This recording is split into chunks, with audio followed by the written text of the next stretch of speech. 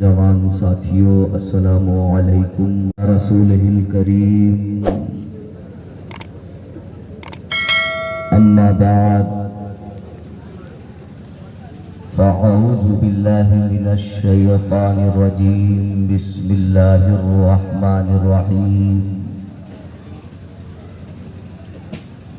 فقد قال اللہ تبارک و تعالی فی القرآن المجید والفرقان الحمید انما یخشى اللہ من عباده العلماء صدق اللہ المولانا العظیم وبلغنا رسوله النبی الامین المکین الکریم ونحن على ذلك لمن الشاہدین والشاکرین والحمد للہ رب العالمین۔ آئیے کچھ عرض و معروض کرنے سے پیش کر ساری کائنات کے مرکز عقیدت گنبد خضرا میں آرام فرمانے والے آقا و مولا آمنہ کے لال حضرت عبداللہ کے لخت جگر ہم گنہگاروں کی شفاعت فرمانے والے آقا روحی فدا جناب محمد الرسول اللہ صلی اللہ علیہ وسلم کی بارگاہ اقدس میں اپنے غلامی کا ثبوت پیش کرتے ہوئے درود پاک پڑھیں۔ اللہم صلی علی سیدنا و مولانا محمد وبارک وسلم صلاۃ و سلاما علیک یا رسول اللہ صلی اللہ تعالی علیہ وسلم۔ حضرات،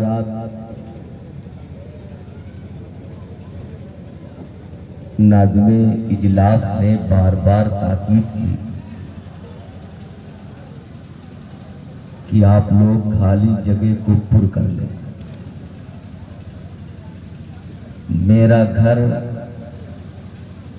ہندوستان اور نیپال کے بارڈر پہ ہے۔ یہ فیلڈ دیکھ کر میں سمجھ نہیں پا رہا ہوں کہ نیپال میں تقریر کر رہا ہوں کہ ہندوستان میں تقریر کر رہا ہوں۔ اگر میری آواز امام حسین کے غلاموں تک اگر پہنچ رہی ہے اور اگر واقعی میں امام حسین کے سچے شیدائی ہیں تو ان کو اب نہیں کہنا پڑے گا، وہ خود چل کے آ کے امام حسین کی غلامی کا ثبوت پیش کریں گے۔ دوبارہ نہیں کہا جائے گا آپ سے۔ اور آخری انفارمیشن کہ اگر ان کے ماں باپ نے صحیح تربیت کی ہوگی اور یہ بتایا ہوگا کہ دنیا کی سب سے عظیم دولت نبی کی محبت اور نبی کا عشق، نبی کی بارگاہ میں ادب دیکھا جائے گا۔ اسی لیے یہ علماء جو بیٹھے ہوئے ہیں ان سے بارہا آپ نے سنا ہوگا کہ صحابہ جب سرکار کی بارگاہ میں آتے تو اتنے باادب ہو کر بیٹھتے جیسے ان کے سروں پہ پرندہ بیٹھا ہوا ہے، حرکت کرنے سے وہ اڑ جائے۔ جلسہ کر لینا کامیابی کی دلیل نہیں، ادب کے ساتھ اختتام تک پہنچا دینا یہ کامیابی کی دلیل۔ بے شک اس لیے لوگ اگر بیٹھ گئے نبی کے نام پہ تو یہ زمین کل میدان محشر میں گواہی دے گی۔ بانی مدرسہ امجدیہ فیض الرسول حضرت حافظ و قاری مختار احمد عزیزی صاحب قبلہ دامہ بالفضل یہاں تشریف فرما ہے اور اس جلسے کی صدارت فرما رہے حضرت قاری عثمان صاحب قبلہ بھی تشریف فرما ہے۔ مفتی سلیم صاحب بیٹھے ہوئے ہیں اور ہمارے ہم نام حضرت مولانا خورشید صاحب بھی تشریف فرما۔ ان حضرات کی دعاؤں کے سہارے تھوڑی دیر میں گفتگو کرنا چاہتا ہوں۔ رب کی بارگاہ میں دعا ہے کہ مولا حق بولنے، حق سننے اور حق پر عمل کرنے کی توفیق عطا فرمائے۔ لائق مبارکباد ہے مدرسے کے جملہ اسٹاف، اراکین مدرسہ، میرے شاگرد رشید مفتی ارمان امجدی صاحب قبلہ، کہ آج ان کی محنتوں کی وجہ سے یہ موقع ملا پاس پڑوس والوں کو کہ نبی کے وارثین کو دولہا بنایا جائے، اور وہ ساعت ایسی ہوگی کہ اگر اس کو وسیلہ بنا کر دعا کر دیا جائے تو اللہ دعا کو قبول فرما لے گا۔ اگر بیدار ہے تو دونوں ہاتھ اٹھا کر یا رسول اللہ کہتے ہیں۔ خطبہ مسنونہ کے بعد قرآن مقدسہ کی ایک بہت ہی مشہور آیت پڑھنے کا شرف حاصل کیا۔ اللہ تبارک و تعالی قرآن پاک میں ارشاد فرماتا ہے، انما یخشی اللہ من عبادہ العلماء، اللہ سے ڈرنے والے وہ لوگ ہیں جن کا تعلق علم سے، یعنی علماء کی جماعت۔ اس کا مطلب یہ ہے کہ علماء کا نام آیا تو ان کا کچھ خاص مرتبہ۔ اٹھاؤ تاریخ حضرت آدم سے لے کر آج تک، اور آج سے لے کر صبح قیامت تک، تاریخ کی کتابوں کو جب پلٹ کر کے دیکھو گے تو ایک ہی چیز آپ کو ملے گی کہ جب آسمان کے نیچے زمین کے اوپر ظالموں نے سر اٹھایا ہے تو اللہ نے اس سر کو کچلنے کے لیے اپنے انبیاء کرام کو دنیا میں مبعوث فرمایا۔ نمرود کی نمرودیت جب حد سے زیادہ بڑھنے لگی تو پروردگار عالم نے اس کے غرور کو خاک میں ملانے کے لیے اپنے پیغمبر حضرت ابراہیم علیہ السلام کو دنیا میں مبعوث فرمایا۔ آپ تشریف لائے اور آپ نے اس کے غرور کو ہمیشہ کے لیے خاک میں ملا دیا۔ ٹھیک اسی طرح سے جب فرعون کی فرعونیت نے سر اٹھارا تو اللہ نے اس کے اس مکر کو ختم کرنے کے لیے حضرت موسیٰ علیہ السلام کو دنیا میں مبعوث فرمایا۔ اسی طرح آج سے پونے 1500 برس پہلے جب مکہ کی سرزمین پر ظلم و ستم کی انتہا ہو گئی، بڑا چھوٹے کو کھانے لگا، طاقتور کمزور کو ستانے لگا، بچیاں زمین کے اندر دفن ہونے لگی، تو اللہ تبارک و تعالی نے اس برائی کو مٹانے کے لیے اپنے نبی حضرت محمد عربی کو دنیا میں مبعوث فرمایا۔ اور ساتھ ہی ساتھ اللہ نے اپنے اس نبی کے سر پہ نبوت کا آخری تاج رکھ کر ہمیشہ کے لیے نبوت کا دروازہ بند کر دیا۔ اب کوئی نبی نہیں آئے گا۔ جتنے انبیاء کرام کو اللہ تبارک و تعالی کو بھیجنا تھا، اللہ نے بھیج کر اپنے آخری نبی کو بھیج کر مہر لگا دیا، لیکن برائی کا خاتمہ نہ ہوا۔ یہ کہیں نہیں ملے گا آپ کو کہ برائی پر بھی بند لگا دیا گیا کہ اب برائی دنیا میں نہیں آئے گی۔ جیسے حضرت موسیٰ کے زمانے میں برائی ہوتی تھی، عیسیٰ کے زمانے میں برائی ہوتی تھی، نبی کے زمانے میں برائی ہوتی تھی، آج بھی برائی ہو رہی ہے، صبح قیامت تک برائی ہوتی رہے گی۔ اب کون کو مٹانے کے لیے پہلے تو اللہ نبیوں کو دنیا میں مبعوث فرماتا تھا، وہ برائی کا جنازہ نکالتے تھے۔ اب برائی کو کون مٹائے گا؟ اے میرے نبی کے کلمہ پڑھنے والوں، گھبرانے کی ضرورت نہیں ہے۔ میرے آقا نے 1450 برس پہلے فرمایا العلماء ورثۃ الانبیاء، یعنی نبیوں کے وارث علماء ہے، یعنی پہلے زمانے کے نبیوں نے جو کارنامہ انجام دیا ہے، اب وہ کارنامہ میرے نبی کے امت کے علماء انجام دیں گے، اس مدرسے سے فارغ ہونے والے حفاظ انجام دیں گے۔ اب جب برائی سر اٹھائے گی تو گھبرانے کی ضرورت نہیں ہے۔ کبھی مجدد الفسانی جیسا اللہ مجدد دنیا میں مبعوث فرمائے گا، وہابی جب دنیا میں پیدا ہوگا تو اللہ امام احمد رضا کو پیدا کرے، اور سلے کلی جب پیدا ہوگا تو کوئی اور نہیں، حضور محدث کبھی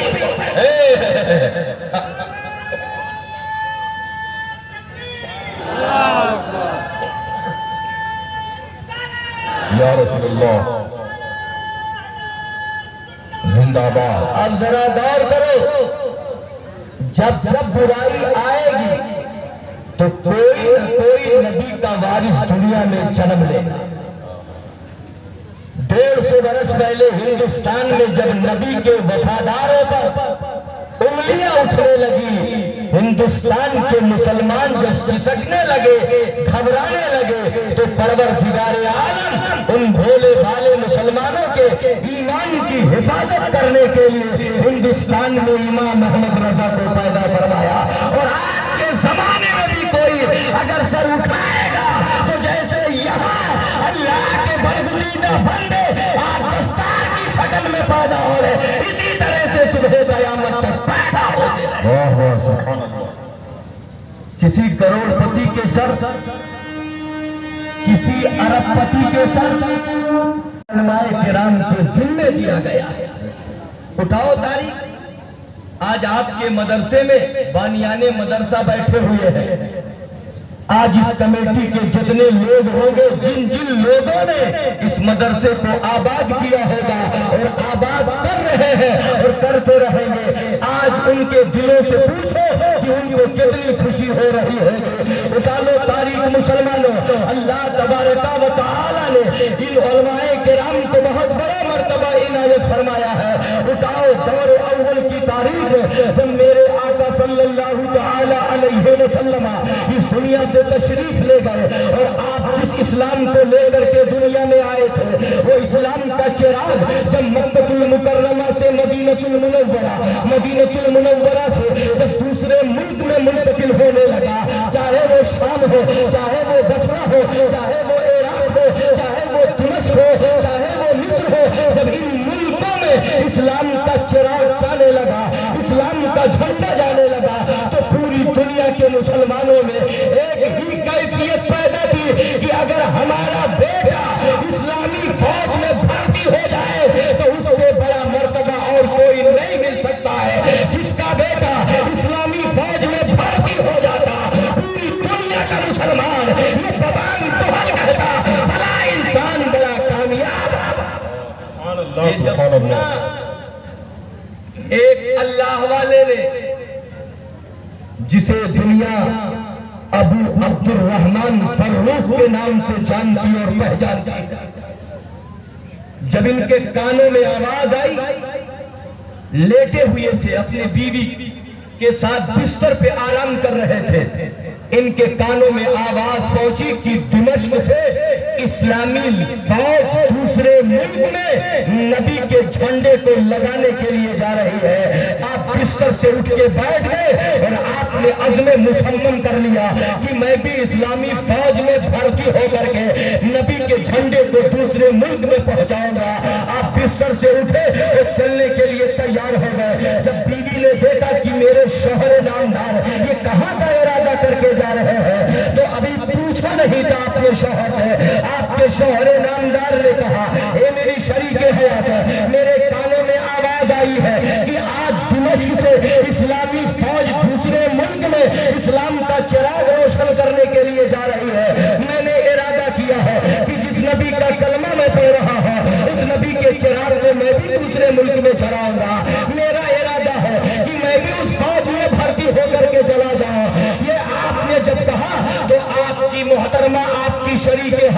زبان سے نکلا، اے میرے سرتاج ذرا یہ بتائیں کہ آپ جا تو رہے ہیں، میں روک نہیں سکتی ہوں، لیکن یہ بتائیں آپ واپس کب آئیں گے؟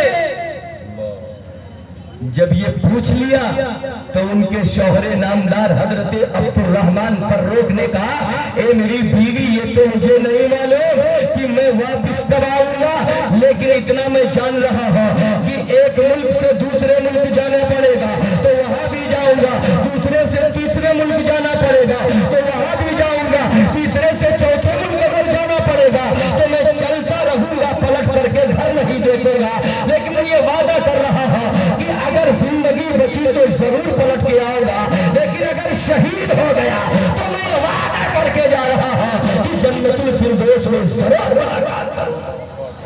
جب یہ کہا تو آپ کی بیوی نے اپنے ہاتھ کو آپ کے منہ پہ رکھ دیتی ہے اور کہتی ہے اللہ آپ کی حفاظت فرمائے۔ اے میرے سرتاج آپ ایسی بات نہ کریں، آپ تو نبی کے دین کے لیے جا رہے ہیں، قدم آپ بڑھائیں گے تو اللہ آپ کی حفاظت فرمائے گا، آپ ایسی بات نہ کریں۔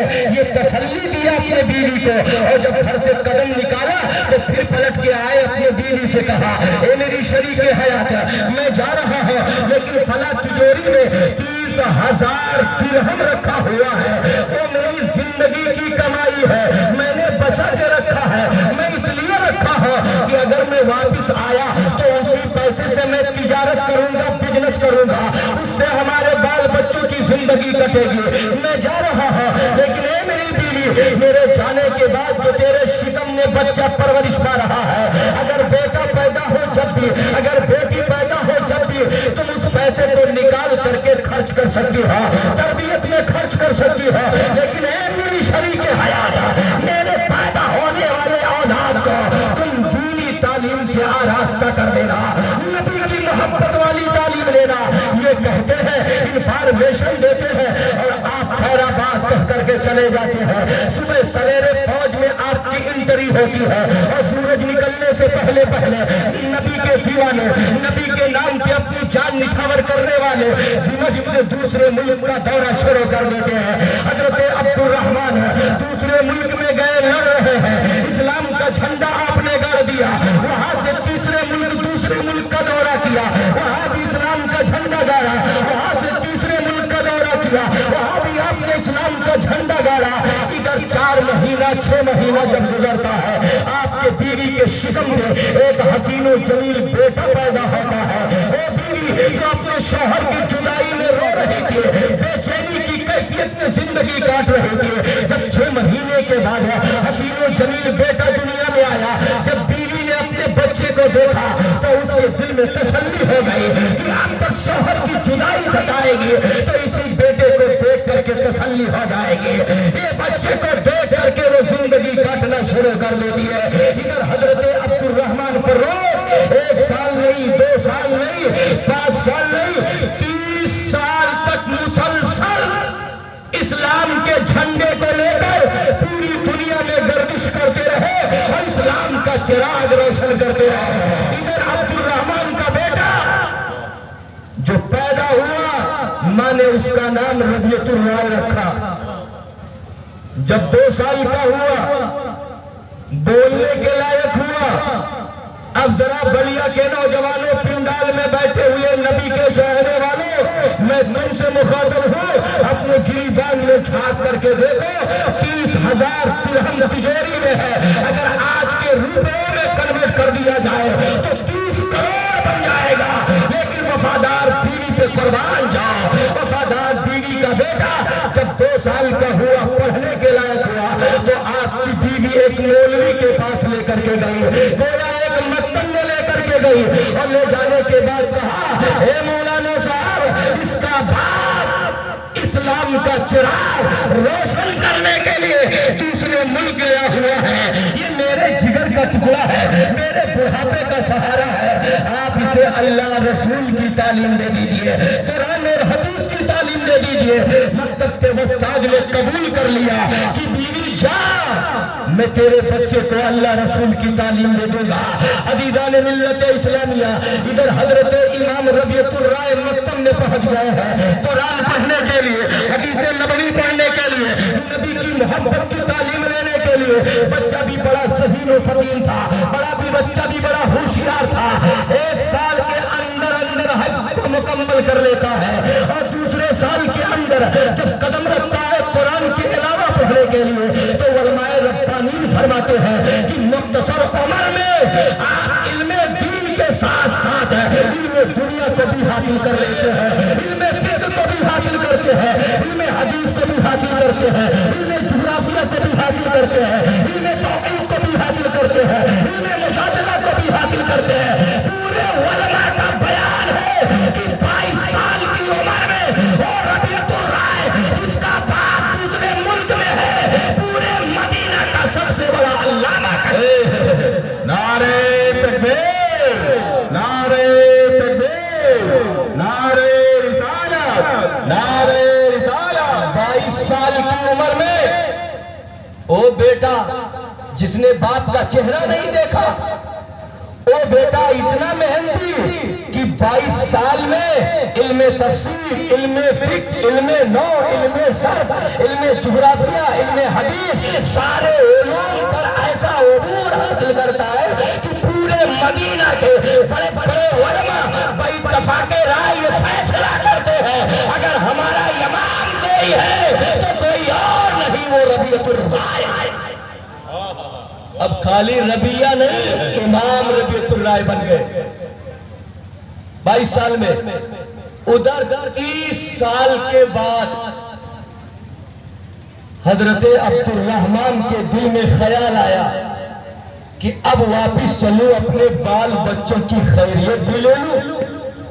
30 سال کے بعد یہ پلٹے، اسلامی شان سے گھوڑے پہ بیٹھے ہیں، کمر میں پٹکا ہے، ہاتھ میں تلوار ہے، پشت پہ ڈھال ہے، گھوڑے پر بیٹھ کر کے اسلامی مجاہد کی شکل میں حضرت عبد الرحمن مدینے میں داخل ہوئے۔ اور مدینے میں داخل ہوتے ہوتے جب اپنے دروازے پہ پہنچے تو کیا دیکھتے ہیں کہ آپ کا دروازہ بند ہے۔ گھوڑے پر بیٹھ کر کے آپ نے اسی نیزے کے انی سے آپ نے دروازے کی کنڈی کھٹکھٹاتے ہیں، اور جب کنڈی کھٹکھٹائے تو اندر والوں کو پتا چل گیا دروازے پہ کوئی آیا ہوا ہے۔ اس گھر سے کوئی اور نہیں نکلا۔ ربیعۃ الرائے جو 22 سال کا نوجوان ہے، دروازہ کھول کے جب باہر آیا تو عبد الرحمن فروغ اپنے گھوڑے سے اترے، اترنے کے بعد گھر میں داخل ہونے لگے۔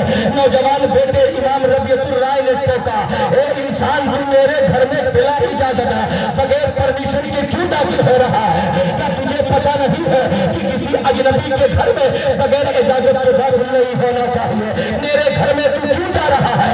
حضرت عبد الرحمن فروغ نے جب جوان لڑکے کا یہ جملہ سنا تو آپ چلان میں آ گئے۔ آپ نے فرمایا تو اس گھر میں کیوں داخل ہو گیا ہے؟ اس نوجوان بیٹے نے کہا یہ تو میرا گھر ہے، اپنے گھر میں جانے کے لیے پرمیشن کی ضرورت نہیں ہوتی ہے۔ امام عبد الرحمن نے کہا تم میرے گھر میں داخل ہو گئے ہو، یہ میرا گھر ہے۔ دونوں میں بحث و مباحثہ ہونے لگتا ہے۔ باپ کو نہیں معلوم یہ میرا بیٹا ہے، بیٹے کو نہیں معلوم کہ یہ میرا باپ ہے۔ جب دونوں میں بحث ہونے لگے، یہ آواز چہار دیواری کے باہر گئی۔ اسی محلے میں امام ربیعۃ الرائے کے بڑے شاگرد ہیں، جن میں امام مالک ہے، امام سفیان ثوری جیسے امام ہے، یہ لوگ ربیعۃ الرائے کے شاگرد ہیں۔ امام مالک کو جب پتا چلا کہ میرے استاد سے کوئی لڑائی کر رہا ہے، وہ شاگرد کتنا نرالا تھا، جب اس کے کانوں میں آواز آئی میرے استاد سے کوئی جھگڑا کر رہا ہے، آپ دوڑ کر کے آئے، کون ہے جو میرے استاد کو لڑائی کر رہا ہے؟ آپ آئے اور آنے کے بعد کہے مسافر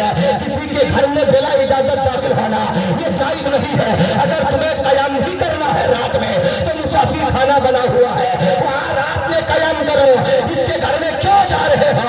حضرت امام عبد الرحمن نے جب سنا تو آپ کی آنکھوں سے آنسو نکل آتے ہیں، آپ رونے لگتے ہیں۔ تھوڑی دیر کے بعد کہتے ہیں محلے والوں یہ کسی غیر کا گھر نہیں ہے، یہ تو میرا ہی گھر ہے۔ میں 30 سال پہلے اپنے نبی کے چراغ کو دنیا میں جلانے کے لیے گیا تھا، آج جب میں واپس آیا ہوں تو میرے گھر والے پہچاننے کے لیے تیار نہیں ہے، محلے والے لیے تیار رہے ہیں. اے لوگوں یہ میرا ہی گھر ہے.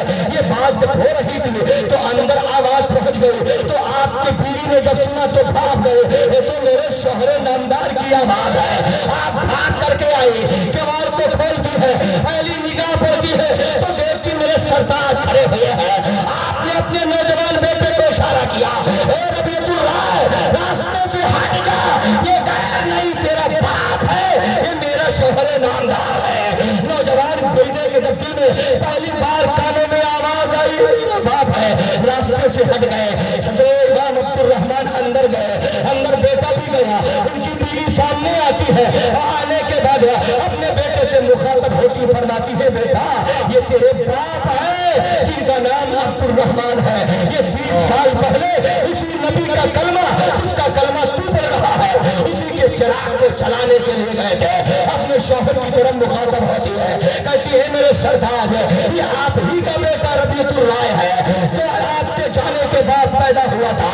پورے باپ نے جب سنا کہ یہ میرا بیٹا ہے جو جوان ہو گیا ہے, باپ بیٹے مل کر کے رونے لگتے ہیں. میں نہیں بتا سکتا کہ باپ اپنے بیٹے سے کتنی محبت کرتا ہے, بس اتنا جانتا ہوں اس آسمان کے نیچے زمین کے اوپر اپنے سے بڑا کوئی کسی کو نہیں دیکھنا چاہتا. بھائی بھائی کو نہیں دیکھنا چاہتا, چچا بھتیجے کو نہیں دیکھنا چاہتا, ایک عالم دوسرے عالم کو نہیں دیکھنا چاہتا.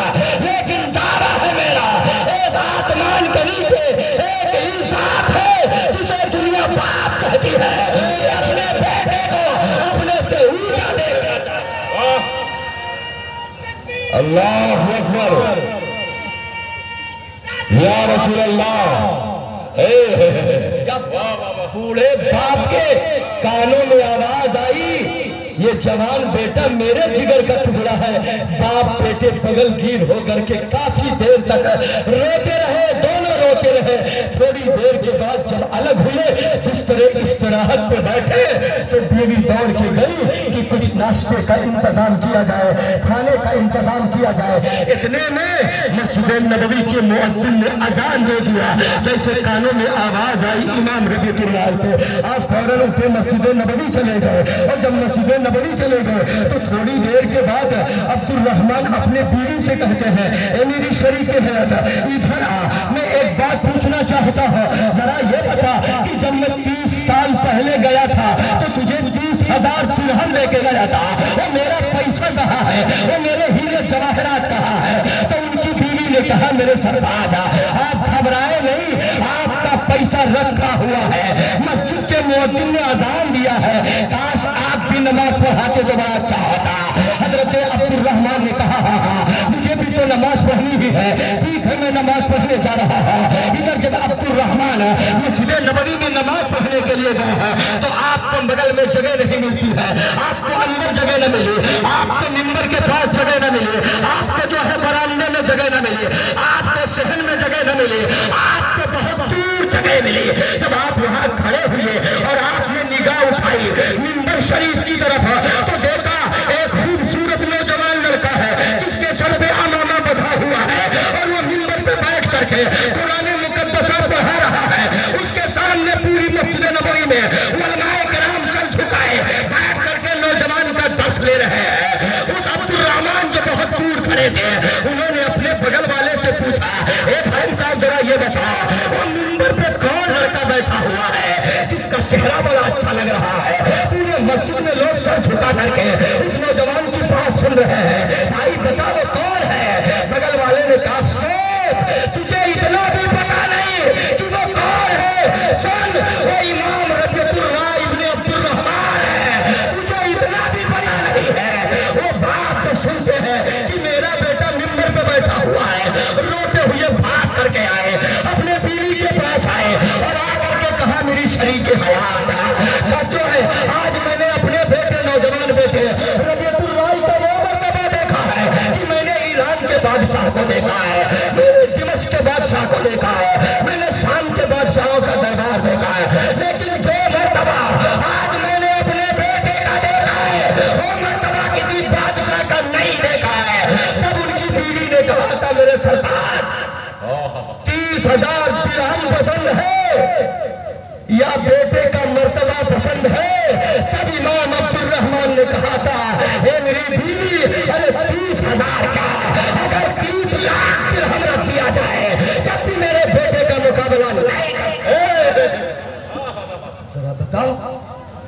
आखिर ये मर्तबा कैसे मिला? दौलत की बुनियाद पर, ओहदे की बुनियाद पर, डिग्री की बुनियाद पर, ताकत की बुनियाद पर नहीं, ये मर्तबा मिला है तो नबी की गुलामी की बुनियाद पर, नबी की शरीयत के बुनियाद पर और नबी के इल्म दीन के बुनियाद पर। कहो दोनों हाथ उठाकर या रसूल अल्लाह।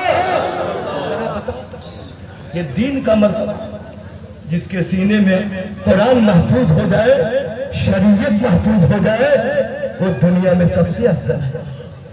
लेकिन हमारा आपका मिजाज बदल गया है कि आलिमों को बड़ी हकारत की निगाह से देखते हैं,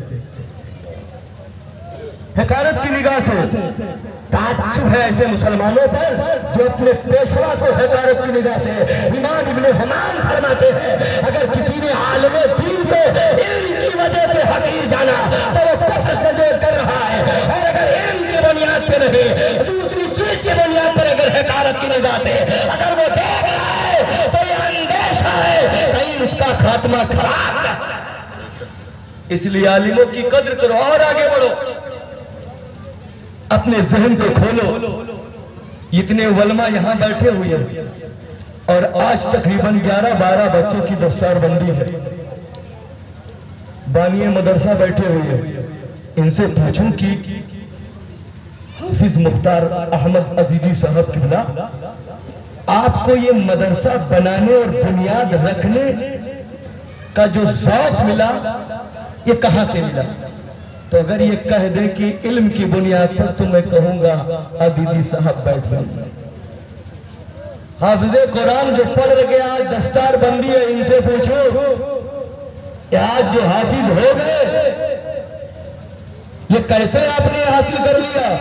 अगर ये हमारे बच्चे कहें कि 4 साल मैंने रटाई की है तब मैंने हाफिज किया है, तो मैं कहूंगा अभी तुम्हारी अकल बहुत कम। मेरा ज़मीर ये कह रहा है, आलिमों को इल्म अगर मिलता है, हाफिजों को कुरान अगर मिलता है, तो किसी और की बुनियाद पे नहीं, माँ बाप की दुआ की बुनियाद पे मिलता। हजरत बायजीद बुस्तामी है, ये जो नौजवान खड़े इनसे मैं बिलखुसूस मुखातब हूं। हजरत बायजीद बुस्तामी बहुत बड़े अल्लाह वाले, वल्मा फरमाते अपने जमाने के वलियों के सरदार आप था। एक मर्तबा ये बहुत खुश हो गए, जैसे आज इस मदरसे के जुमला स्टाफ, जुमला अराकीन खुश है कि पूरे बलिया के उलमा हमारे मदरसे में तशरीफ लाए हुए हैं, इलाके के लोग मेरे यहाँ आए हैं, हमारे मदरसे में बच्चों की दस्तारबंदी है। आज ये जैसे खुश नजर आ रहे हैं, ठीक इसी तरह से हजरत बायजीद बहुत खुश थे। तो खुश हुए तो कहीं और नहीं गए। आज हमारा कॉन्वेंट में पढ़ने वाला, डिग्री कॉलेज में पढ़ने वाला, दुबई कमाने वाला, मॉरिशस कमाने वाला जब दौलत लेकर के आता है तो अपने बीवी को लेकर के अम्बेडकर पार्क में घुमाने चला जाता है। लेकिन कुर्बान जाओ इन दीन वालों को जो दीनदार है, जरा उनके ऊपर चलो। हजरत बायजीद बुस्तामी जब खुश हुए तो कहीं और नहीं, भाग करके अपनी माँ के पास गए। 72 साल की बूढ़ी मां बिस्तर पे लेटी हुई थी। गए, कदम में गिर गए, चूम लिया, सर उठाया, अर्ज किया, ए मेरी मां, अल्लाह ने तेरे बेटे को, जिसको तूने 9 महीना पेट में रखा, 2 साल तक खूने जिगर पिलाया, जिसके लिए तूने मेहनत और मशक्कत उठाया, आज तेरे बेटे को अल्लाह ने बहुत बड़ा मर्तबा दे दिया। जब ये कहा तो उनकी मां ने सुना, कुछ नहीं जवाब दिया। फिर हजरत बायजीद जवानी के आलम में रिपीट करते हैं, मां खुश हो जा, तेरे जवान बेटे को अल्लाह ने बहुत बड़ा मर्तबा दिया है। फिर बूढ़ी मां ने कुछ नहीं जवाब दिया। तीसरी मर्तबा जब बायजीद ने कहा, ए मेरी बूढ़ी मां, तेरे नौजवान बेटे को अल्लाह ने बहुत बड़ा मर्तबा दिया है, खुश हो जा। तो वो बूढ़ी मां जिसके सामने उसका बेटा कह रहा था, मां तेरे बेटे को अल्लाह ने बहुत बड़ा मर्तबा दिया है, तो बूढ़ी मां बिस्तर पे उठ के बैठ जाती है और बैठने के बाद